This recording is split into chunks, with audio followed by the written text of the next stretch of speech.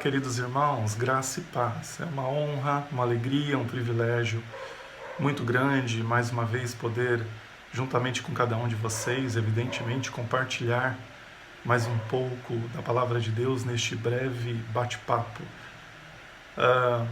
Conforme o vídeo anterior, onde nós discutimos acerca de uma implicação no tocante à divindade do Senhor Jesus, neste vídeo eu quero dar continuidade e posicionar mais uma implicação acerca da divindade do Senhor Jesus. Anteriormente nós, utilizando o texto do Evangelho de Mateus, onde o Senhor Jesus ele promove um contraste entre Abraão e entre ele mesmo. Ele vai dizer que antes, e para a sua audiência, mais precisamente os fariseus, os escribas, os religiosos ali daquela época, dizendo que antes que Abraão existisse, eu sou. E a gente sabe que essa nomenclatura ela já aparece no Antigo Testamento por intermédio do Deus Pai, aonde ele se apresenta à nação de Israel como sendo o eu sou. E essa nomenclatura ela é de extrema relevância para a teologia sistemática, porque essa nomenclatura ela acaba nos revelando acerca desse aspecto importante da divindade de Deus Pai no Antigo Testamento, na Antiga Aliança ou no Primeiro Testamento.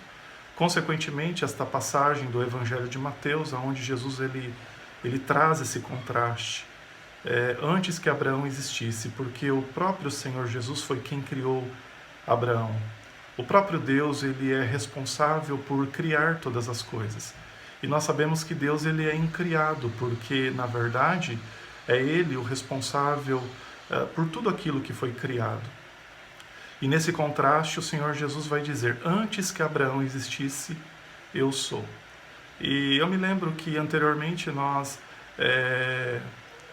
cogitamos acerca dessa nomenclatura, que o eu sou, ele é infinitamente superior ao eu existo. Então esse foi um aspecto discutido no vídeo anterior acerca da divindade do Senhor Jesus. Hoje eu quero compartilhar um outro texto em que coincidentemente também encontra-se no Evangelho de mais precisamente no capítulo 10, e a nossa leitura será do versículo 34 até o versículo 39.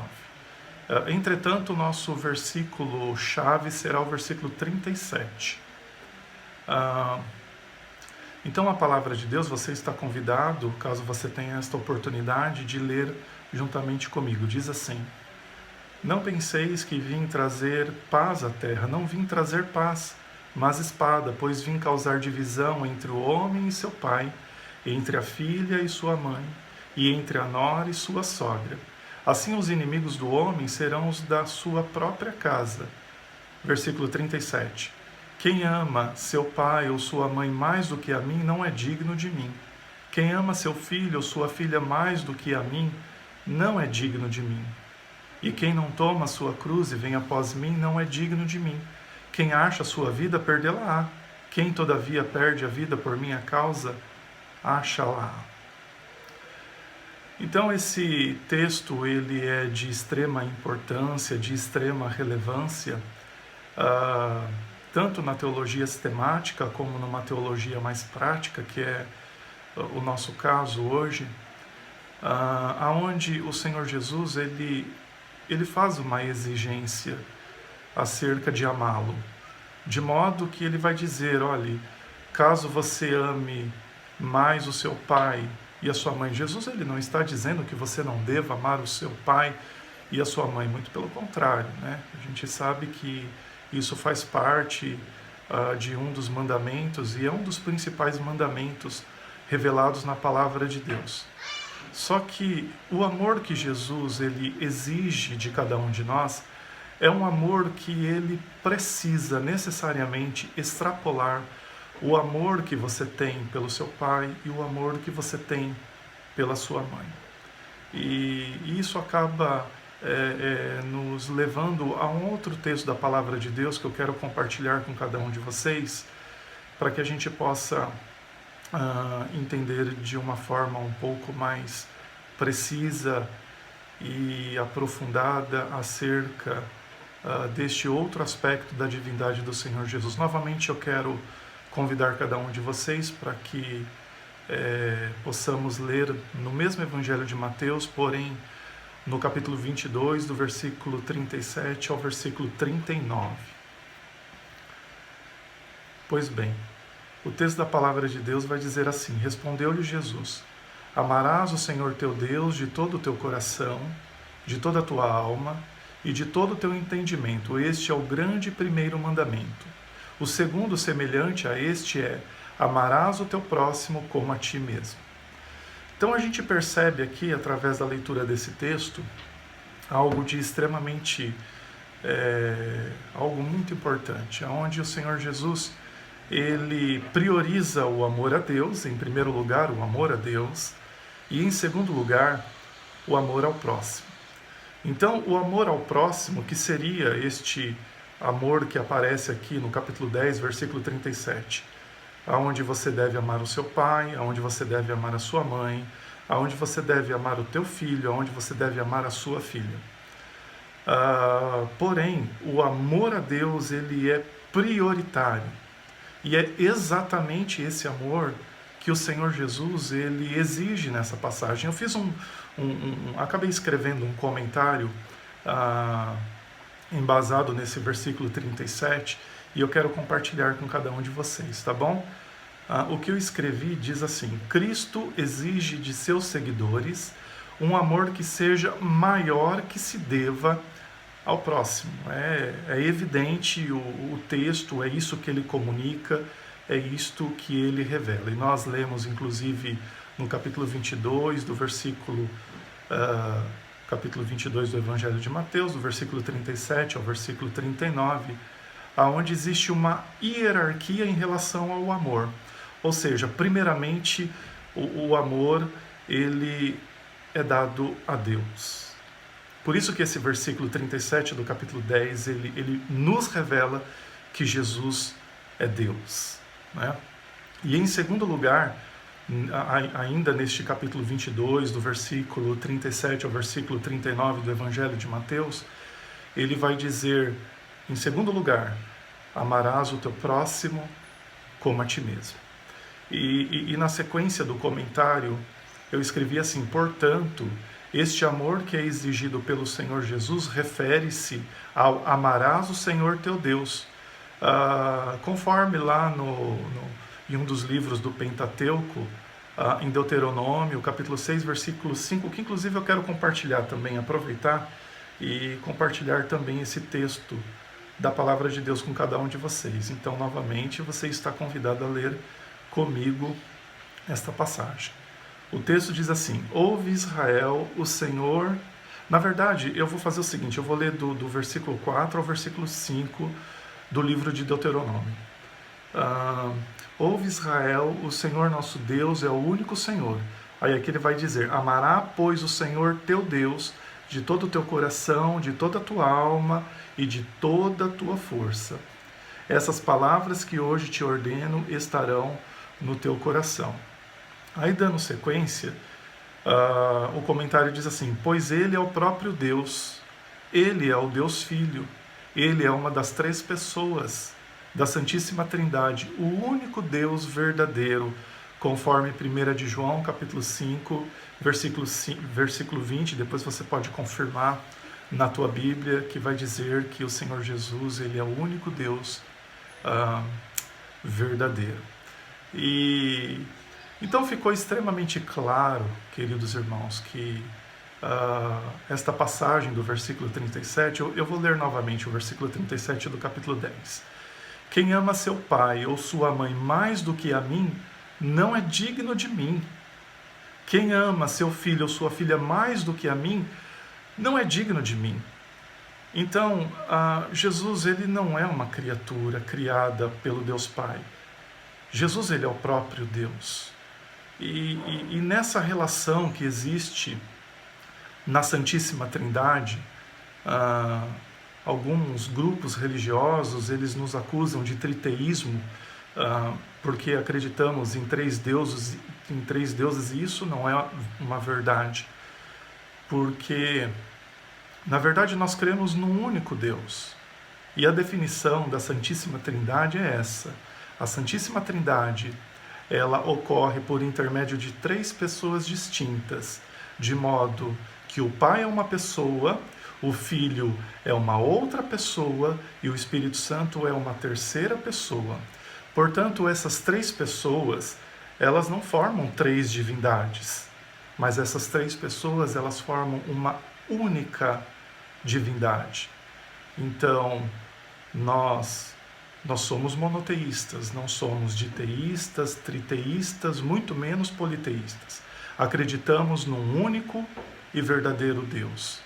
Então, o Pai é Deus, o Filho é Deus e o Espírito Santo é Deus. E é um único Deus. E eu quero também compartilhar com vocês o comentário do D.A. Carson acerca desta passagem. O D.A. Carson é um teólogo americano e ele, inclusive, na atualidade, ele é uma das maiores autoridades em Novo Testamento. E eu quero compartilhar com vocês o que ele escreveu quando ele comentou este versículo. Inclusive, a obra dele que eu vou ler se chama O Comentário de Mateus, D.A. Carson. Deixa eu mostrar para vocês. Seria esse livro aqui, essa obra. É apenas um trecho que diz assim: o absolutismo do idioma semítico, conforme Lucas, capítulo 14, versículo 26, é interpretado corretamente por Mateus. O homem deve amar. Para comentários a respeito desse verbo, veja comentários sobre capítulo 5, versículo 43. Sua esposa, sua família e amigos e até mesmo seus inimigos, mas deve amar supremamente a Jesus, conforme o versículo 37. Ele vai dizer aqui mais uma coisa importante. Mais uma vez, o dito é ou do Messias ou de um louco. O que D.A. Carson ele está querendo dizer com este último comentário? De duas a uma, ou o Senhor Jesus ele é de fato o Messias porque ele está exigindo um amor supremo de cada um de nós, ou ele é um louco. Nós sabemos que Jesus ele é o Messias, sabemos que Jesus ele é Deus em todas as letras. Quero compartilhar também mais um comentário, desta vez de um outro teólogo. Inclusive eu comentei acerca deste, fiz uso deste teólogo, do comentário deste teólogo no primeiro vídeo, quando eu falei acerca da blasfêmia contra o Espírito Santo, o pecado imperdoável, que é o Craig Keener. Ele escreveu uma obra muito bacana chamada Comentário Histórico-Cultural da Bíblia do Novo Testamento. Vou mostrar para vocês esta obra aqui. E eu quero compartilhar com vocês o que o Craig Keener ele comentou desta passagem. Ele escreveu o seguinte: Jesus explica o texto que acaba de citar,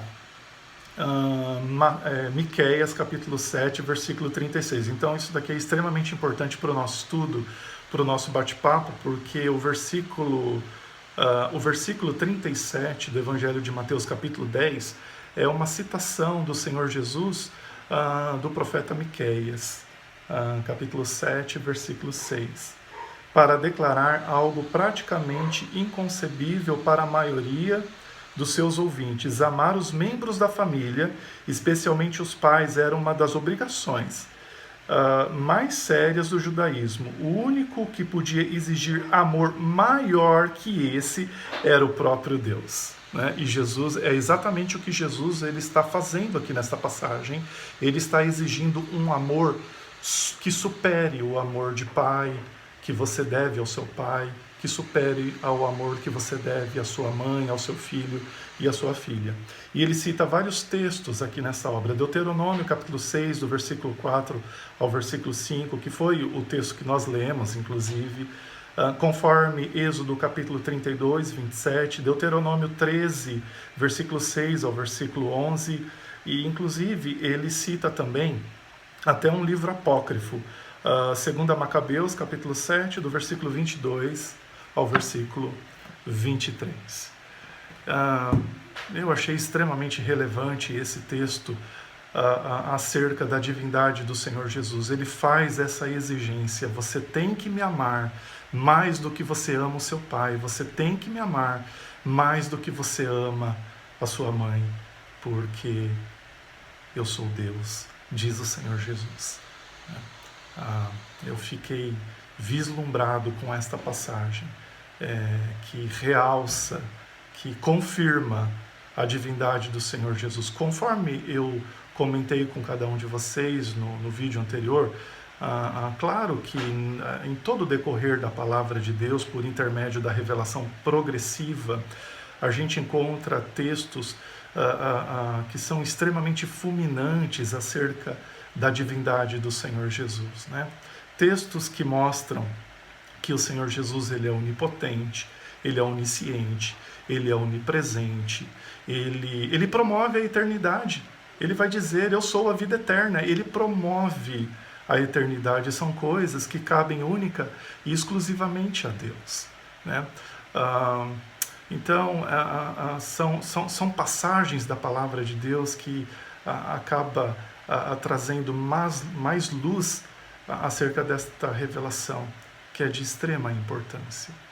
Jesus, ele é o nosso Deus, ele é o nosso Senhor, ele é o nosso Salvador, ele é o nosso Redentor. E nós louvamos a Deus Pai por Cristo Jesus, porque o Senhor Jesus, ele verteu tão precioso sangue ali na cruz do Calvário, trazendo redenção, trazendo propiciação, trazendo santificação, trazendo redenção para cada um de nós. Que Deus abençoe cada um de vocês, meus irmãos, e que possamos cada vez mais nos debruçar no Santo Livro, meditar na Palavra de Deus e reconhecer o Senhor Deus, o seu poderio, o seu senhorio através de cada aspecto da Palavra de Deus. Amarás o Senhor teu Deus de toda a tua força, de todo o teu entendimento e de toda a tua alma. Louvado seja Deus. Que Deus abençoe, meus queridos irmãos, e querendo o bom Deus, até o próximo vídeo.